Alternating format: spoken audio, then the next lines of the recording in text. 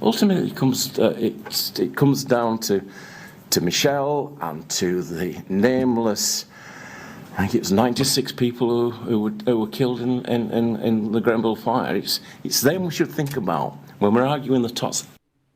Now, as we know, there were 72 people who died in Grenfell, James. They all had names, and there, certainly with the 96, he seems to have muddled up what happened at Grenfell with the Hillsborough tragedy. Now, the survivors group Grenfell United responded to these 2 days' worth of evidence. They criticised Eric Pickles for what they called his utter disregard, and they've actually called for his removal from the government on the House of Lords, saying that if that doesn't happen, the government continues to show the contempt it's always had for people's safety in this country. Thank you, Rachel. Was there a subsequent apology for that misspeak, if we can call it that, on the number of people that died? Not during the inquiry, no.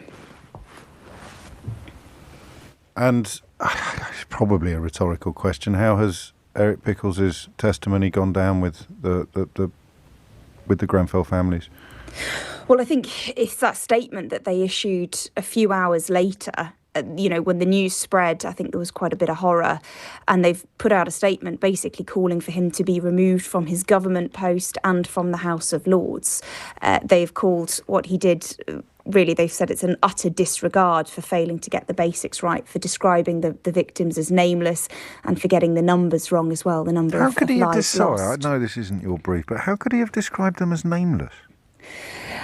I've got no words on that one, I'm afraid. I think he was trying, and you can see it in his evidence, because Richard Millett always ends by questioning people, by asking them that important question, what would you have done differently? He talked about what he wouldn't, saying he didn't think he would have had any impact. And then he was clearly trying, as best he could, to talk about the victims. Right. And he was trying to say it's not about regulation, it's not about politics, it's about the people at the heart of it.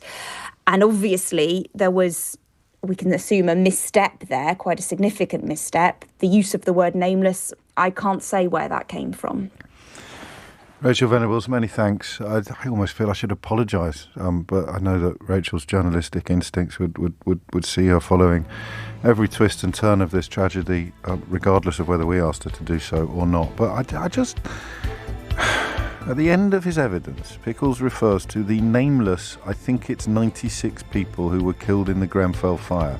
I think it's them we should think about when we're arguing the toss.